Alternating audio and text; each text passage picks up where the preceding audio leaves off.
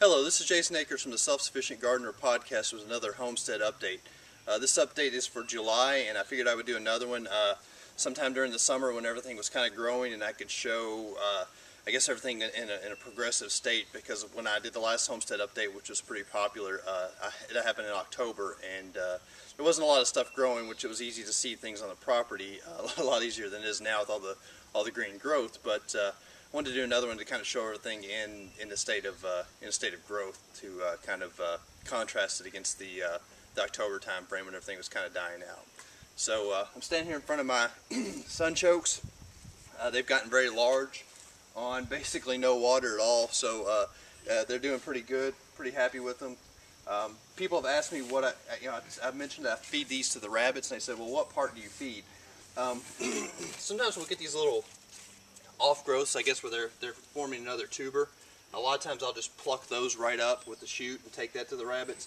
But a lot of times I'll just go kind of around the bottom and take these large leaves, just kind of make a circular path around it, plucking leaves and feed them to the rabbits, and they seem to like them. They have done pretty well off of pretty much greens. Anyway, that's what I've been feeding the grower rabbits, the ones I'm growing out to slaughter and harvest, and they've been doing pretty good on things like sunflower, Jerusalem artichoke leaves, sunflower leaves, broccoli leaves. I've still got broccoli going in the garden, so I keep plucking the leaves off of it.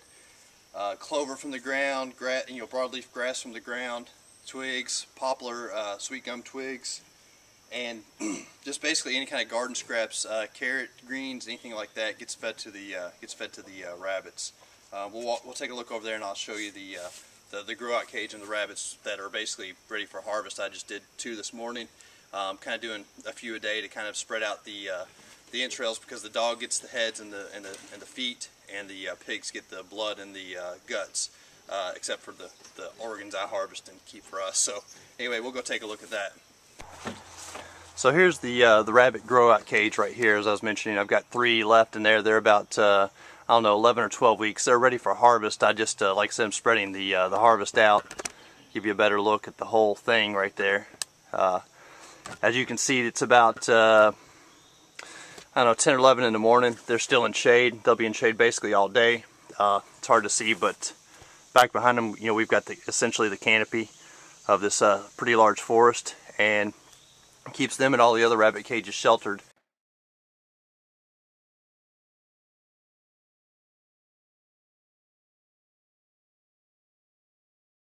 I've had friends say that they think it's probably at least a 20-degree temperature drop over here. I'm not sure it's done that much, but it's at least probably 5 or 10 degrees, just enough to keep the summer sun kind of off of them and keep them a little bit cooler. So again, I get a lot of questions about feed and about feeding them greens. See, that one's kind of anxious. He knows what I've got, but here I'm gonna shake the greens. See, he's looking at them. He knows they're coming. So I'll put them in here, and these are the Jerusalem artichoke leaves.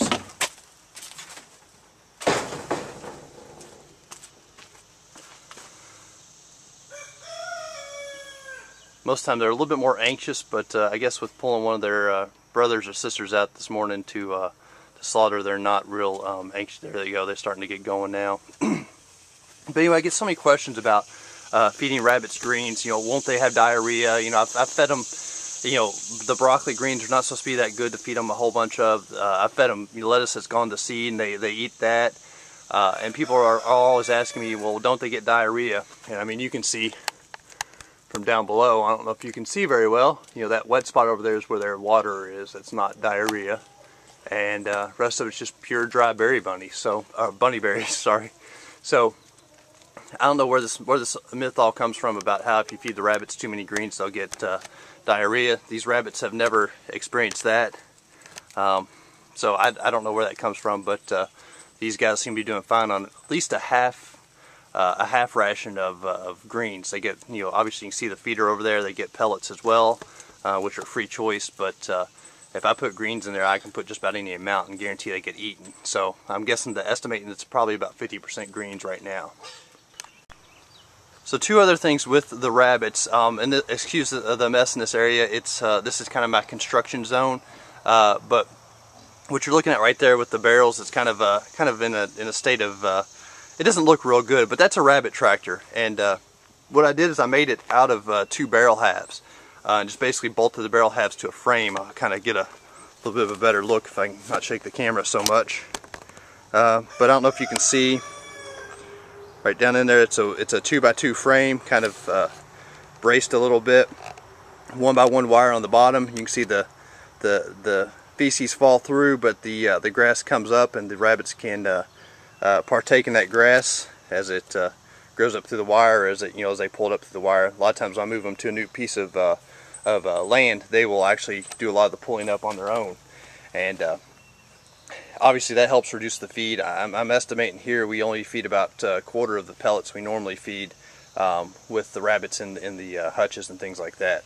Now I'm going to spin you around here and zoom out. This is the latest iteration of that, and you see it looks a lot more sturdy and stable. I figured out there's like 2 types of these white barrels that I can get, and one type has things like liquid smoke, caramel color, things like that. Stuff it's probably not good to eat, but once you get them cleaned out, that stuff kind of goes away. But this is a thicker barrel than the other ones. The other ones, kind of, when I bolted them on the frame, they were kind of just conformed to whatever shape they wanted to, and they were molded. But this barrel here, this sturdy white one, takes a lot more of a bend to get it out, so it's staying in a pretty decent shape. This one hasn't been filled up with rabbits yet. It's still kind of the first one's kind of the prototype. This is the second one, which is the I guess the revision 2 or revision 1, whatever you want to call it. But I did 2 things. Obviously, is I made it a little bit shorter. Helps people pick it up and move it a lot easier. And then the extra little eave right there is to kind of help with the water flow off on the other side. The one thing I did on the back, which I'm going to have to add something for the water flow off, I'm just realizing as I mentioned that here on the other one, is I kind of left the barrel half, and I left a little gap underneath, obviously for ventilation and things. No rabbit can fit underneath that gap, obviously, but that back walls right there is where I will put the feeder in the water. I can just kind of cut the hole and put it through there and bolt it in place. So I'm kind of liking that. I think it's going to be a better tractor once I get that eave on the back to help protect the feeder and water. I'll show you kind of what I did on the first prototype one with the feed and water. It's sitting next to my mulberry tree, by the way, which is doing pretty well for a $5 mulberry tree. Again, ignore the mess, but that's kind of where the feeder and water are in. They're kind of, as you can see, kind of protected. Got this eave over them, so they're not going to get, the feed's not going to get inundated by water when it rains or anything like that. But again, you can see just how well this works. I mean, it's if we go right over here, that was where it was before. I kind of let it go a little bit long because I'm trying to kind of control this grass over here. You can see my new cold frame in the back I just built, and that's going to be kind of the cold frame area over here in front of the greenhouse. Everything over in this area is kind of more done to for either rabbits to eat or for greenhouse and greenhouse protection, things like that. Even the Jerusalem artichokes, I'll kind of spin back around here. So you can see there in front of, sorry about the camera work, everybody. There in front of the greenhouse.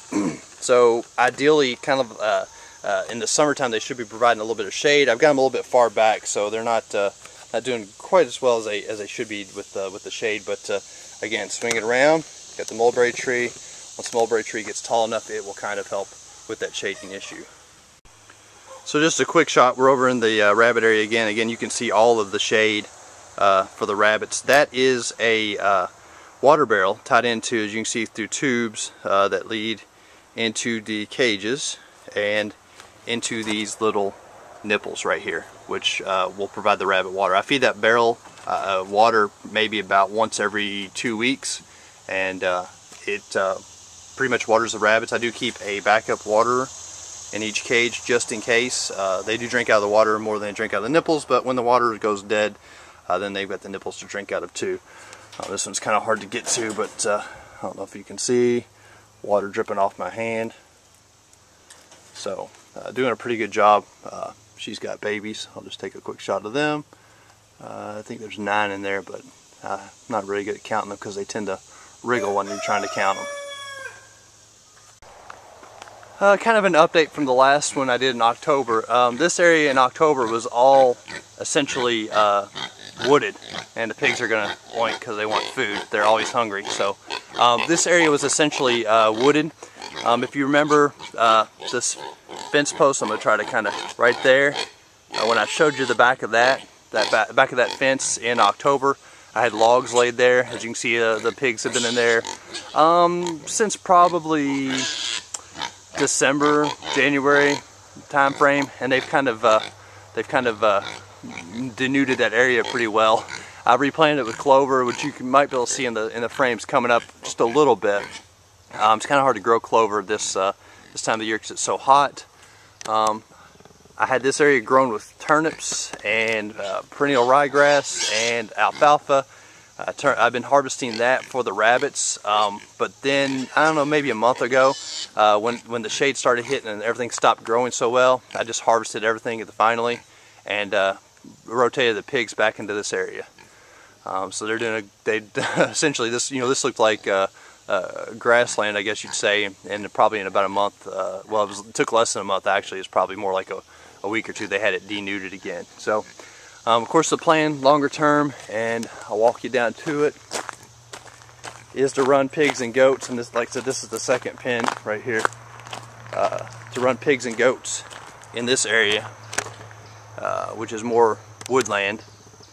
And you see, I have electric fence up, 5 wires, 6 inches, 6 inches, 10, 10, 10 from there, roughly. Again, it's hard to measure this kind of stuff when you're doing it out in the woods and trying to put insulators in, but anyway, that's the electric fence that will be controlling essentially this area. It's kind of hard to see exactly where it ends. Yeah, again, my shoddy camera work, but runs essentially right down the driveway to a point about 100 feet from the road, curves back into the woods, and I get kind of this trapezoidal type area, which is going to be pig and goat and possibly sheep pasture in the future. Again, I'm gonna say ignore the mess. Once again, everything pretty much is in a state of construction around here, just about continuously. So this is what I'm calling the chicken habitat. I'm kind of leaning towards, in the future, no longer doing like coops and no longer thinking things as coops or tractors or pasture, with electronet or something like that. I'm gonna try to build habitats, which more like things you might see at a zoo, like you keep a tiger in.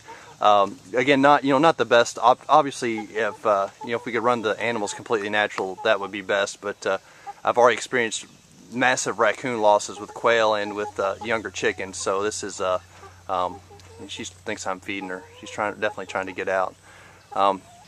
This is more kind of built towards letting them have more space. So if the books and the internet and everything says give the chickens 4 square feet or whatever, I'm trying to give them 8 or 10 or 12. I'm trying to give them more square footage than they can use.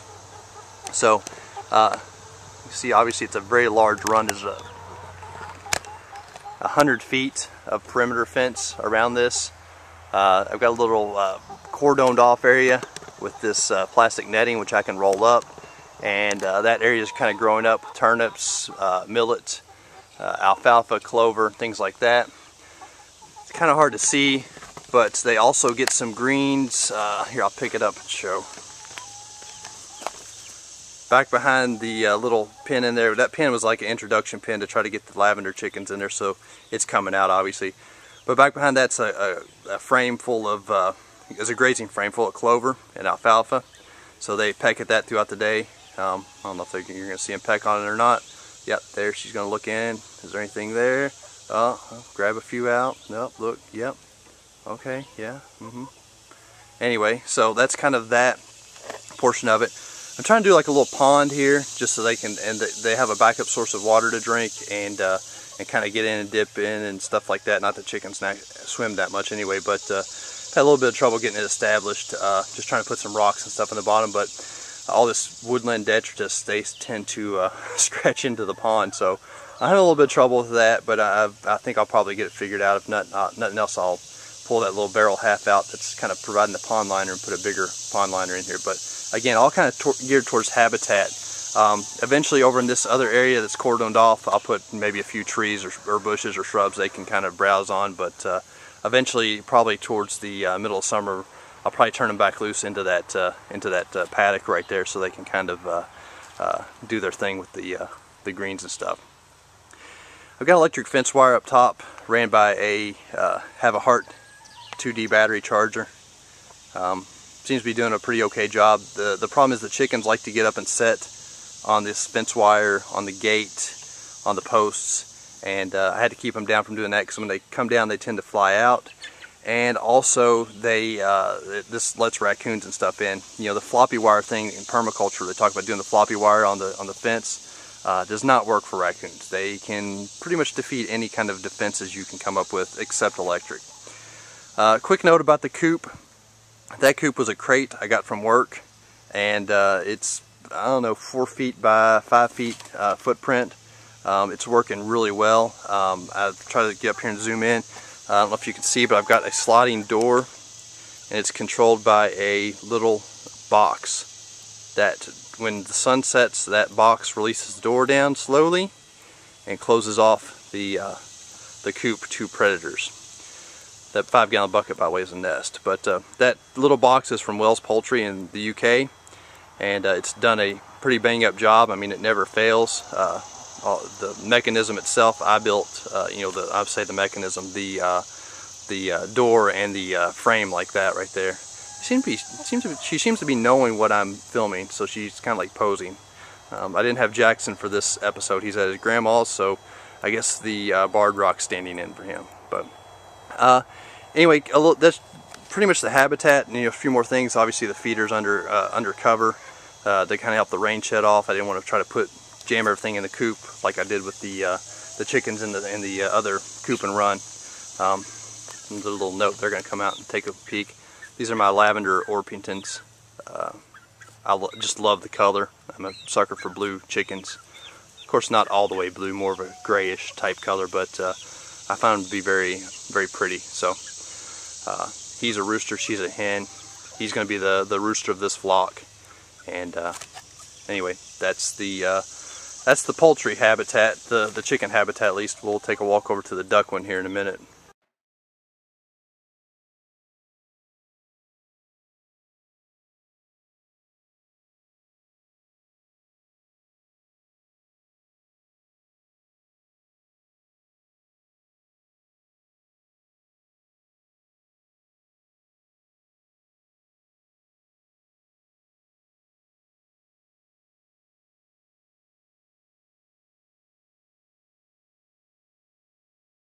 So that's just a quick shot of the electric fence control area, I guess you'd call it. The barrel half up there is protecting my charger and battery. So you've got the solar panel that feeds into the charge controller feeds into the battery and charges it. Battery feeds into the DC fence charger, and the DC fence charger feeds into the fence. Try to take a little bit of a closer view. You can at least see the wire coming down, going in and then coming down out onto the fence itself. So pretty neat little setup. Keeps everything charged and going without having to maintain it, without having to charge a battery or worry about AC connection, things like that. So this is essentially off-grid, and I'm pretty happy with that. So this weedy mess is my my front, I guess, crop area. It's where I'm trying to grow the larger crops and things I can't grow in the kitchen garden. Just a few features. Down here, this little area looks kind of weedy. Is actually alfalfa sown on contour. You can kind of see it coming up. I'll try to get the best shot of it I can. Right there. This right there. Well, let me see if I can put my finger out. That right there, that's alfalfa. Great rabbit feed, great chicken feed. Eventually the rabbit tractors will be up here in this field running down this line of alfalfa pretty much constantly. Planted on contour for a few reasons. Obviously to take advantage of the effects of the water runoff down this hill, but also that's where a rabbit tractor would go, is on contour, as you wouldn't want to put it in a spot where the rabbit would be kind of tilted downhill. So put it on this, the rabbit kind of stays on somewhat level ground as it goes along with the tractor to harvest. again, weeds everywhere. I've had a hell of a time controlling weeds up here. That post right there, ignore it, was during the trapping season a squirrel snare pole. Just kind of got it up here right now because I haven't brought it back to the house yet. But my berry cane, bramble kind of, man, camera work, you guys are going to kill me. Kind of, you can see the trellis going down that way. Blackberry, raspberry all the way down to the end, and I've got 2 more blackberries way down there at the end. 8 foot between sections, roughly 3 blackberry plants and 8 raspberry plants. Take a little bit of a closer look. Some of my raspberries I've had some trouble with, and then the Japanese beetles. So you can see that raspberry plant, one of the best looking ones I've got. And what we have on that leaf right there, Japanese beetle, of course. So anyway, that's that. I've also got, I don't know if I've got any that are ripe that you can actually see. Yep. So this, get back a little bit, is yellow raspberries.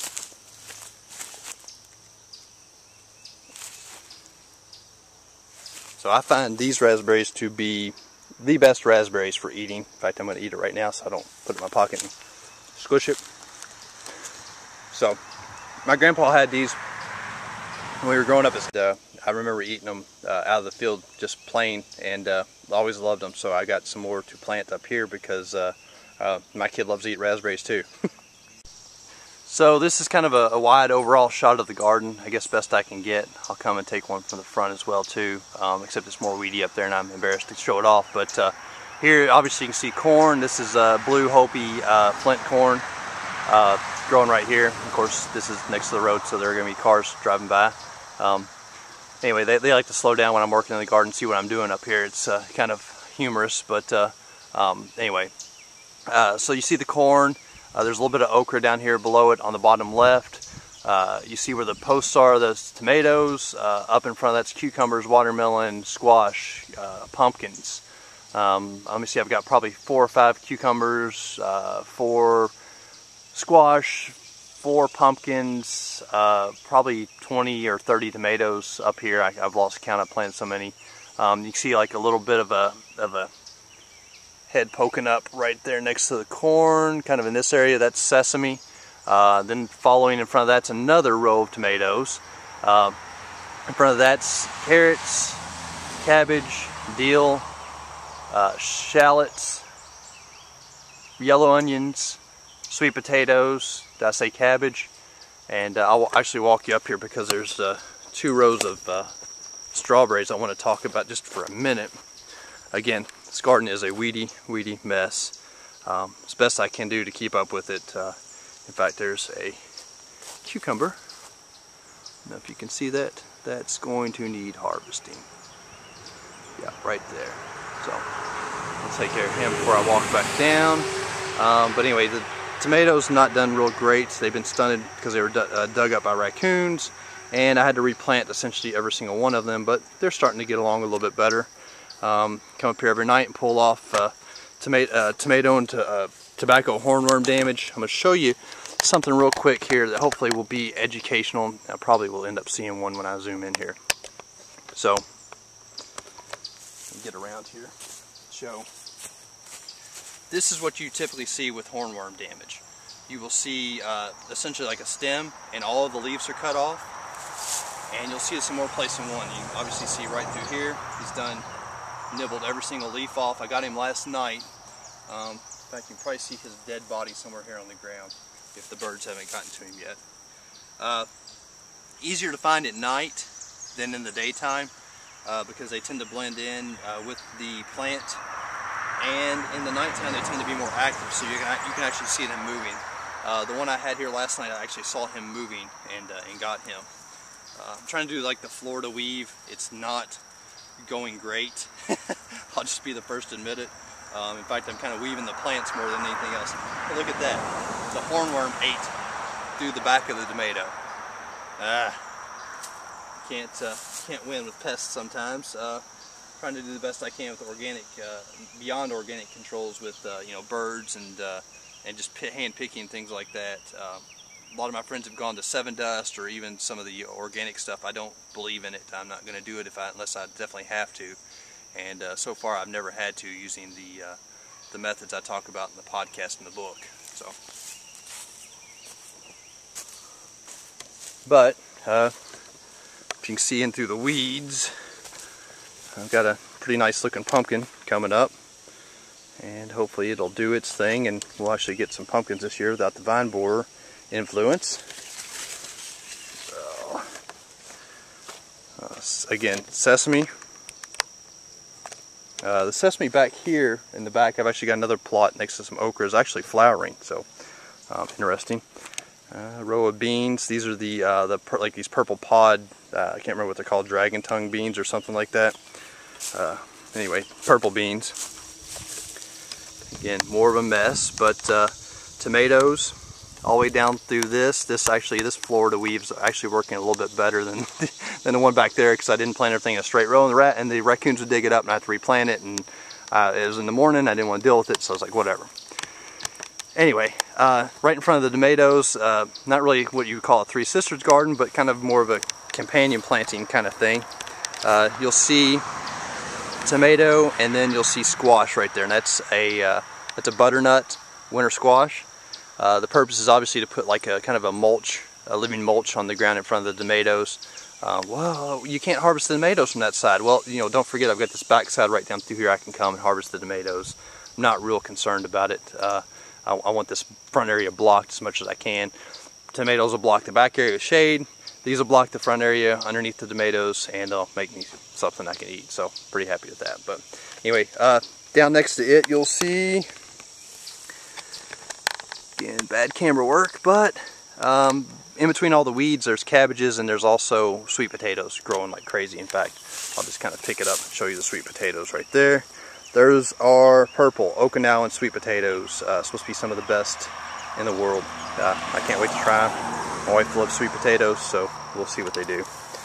Moving back here a little bit. Again, I apologize about all the weeds. It seems like every shot I'm taking, I'm showing all of my neglect and everything. So, but anyway, onions, yellow onions in a patch. If you wait till the end of the season, you can find these at like Tractor Supply in a package for like $1. They're normally like $5. They'll sell them for $1, and I mean, look at it. They'll be ready by fall. I don't know why they're selling them so cheap. I guess because they only have a limited lifespan in that little bag.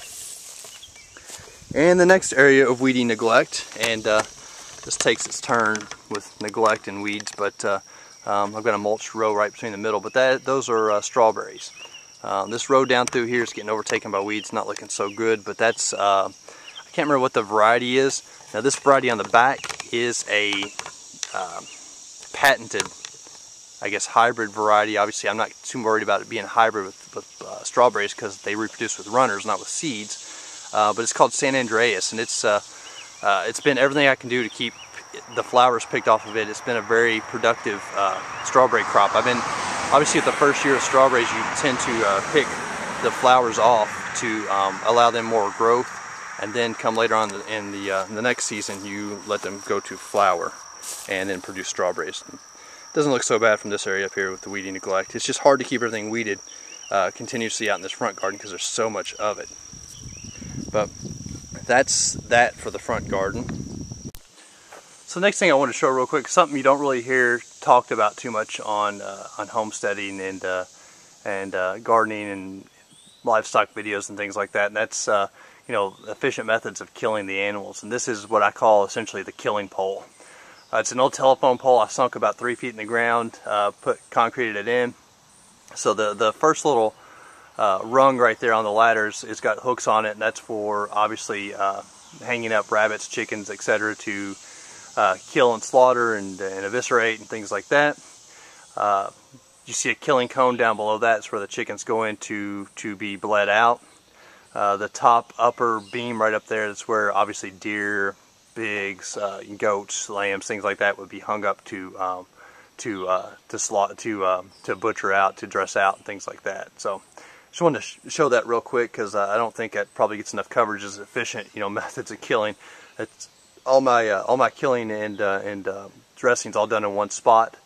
It's kind of convenient. I can keep my buckets over there. I can keep all of the equipment over there, etc. Water hose reaches it pretty well. Just wanted to show that real quick. So then, of course, finally we have the garden here. As you can see, it's a lot more grown up than it was last time when we did this video in October. Got just a variety of different things in the kitchen garden. Nothing that there's a lot of any one specific thing. There's a lot of different things anyway. But I mean, leeks, sweet potatoes, carrots. There's more strawberries up front, okra, peppers along this row, tomatoes along the back, asparagus along the back. I've got some lettuce plants here. Amish deer tongue lettuce I'm letting go to seed so I can keep trying to breed the heat tolerance into them.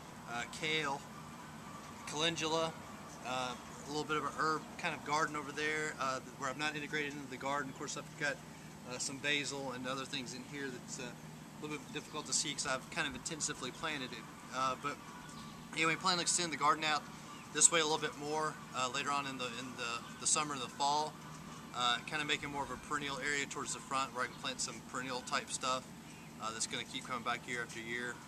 But the garden always is a work in progress. It's always in a state of succession. So like my broccoli, as it's starting to kind of die off and go to bolt, and I can pull it up and feed it to the rabbits. I've got okra ready to come in behind it, and kind of similar thing with the lettuce. As it starts going to seed and just get pulled out, the eggplants behind it are going to kind of come into fruition. So just kind of looking at it that way. And then of course the food forest behind me. As you can see, this whole trellis is behind me. We talked about it earlier in the October episode, but we've got the bluebird box. I've already had one brood of bluebirds raised and hatched in that box. The male and female are doing their thing again, and they're feeding some more babies in there. But hummingbird feeder, bluebird house. The mason bees are starting to go into their little mason bee nest. Just got a lot of activity in here. A lot of things coming in to eat all the stuff that's coming in to eat all the garden stuff, which is a good thing. But that's the garden. So last shot for the day on this podcast, on this update video. But you can see all my mushroom logs back here, sitting in the shade, out of the way. These are all inoculated. I say all of them except this little bit over here on the left over here is all inoculated with shiitake. That part over there is inoculated with lion's mane. Very difficult to cultivate, I guess, tame wise. In the wild it comes up pretty easily here, but as far as it goes with cultivated stock, it might be a little bit more difficult. But I kind of wanted to show this back here because I'd promised I was going to do this in the October update, so now we've got a huge stack of shiitake logs back here. I'll be doing more this winter as well. I've kind of got a rule. I don't drop lumber. I don't drop trees until fall comes, so I can inoculate them. You can kind of, if I kind of zoom in here, you can kind of see mycelium's run already. If I can get this no-see-em fly thing to get out of the way. You can see the end right there starting to get kind of white. That's the mycelium threads. They've made it all the way to the end, and we'll be ready to fruit come fall. I want to show just a few things. Obviously, it's back behind a shed. South is that way. East is that way. It took me a minute. Sun comes up from that direction. Obviously, it's protected by this the shed structure I've got back here. You can also kind of see that drip edge right there is going to run off right down onto the shiitake logs. It's going to kind of help keep them watered during lean times and divert more water their way. A problem you run into frequently when you do this is you put these in a place where it's shaded. Obviously, you can't put them out in the middle of the sun. You put them in a place where it's shaded. That's good, but it's also bad because it often is a rain shadow as well. This allows them to be shaded, but it also allows them to get water when there's a rain. So I figured this was a good place to put them as any. It's kind of out of the way, and it's protected, and it'll be easy to harvest come time for fall. So that's it. I hope you enjoyed the update video. Just a quick shot of the duck habitat while I'm over here. If you're interested in learning more about some of the things I've done here or learning how to do them for yourself, you can find all that in my book, Hunt, Gather, Grow, Eat, Your Guide to Food Independence. It's available on Amazon or as an ebook on Amazon Kindle Store. I'll put a link to it in the comments of the video. And until next time, it's Jason Akers. Thank you.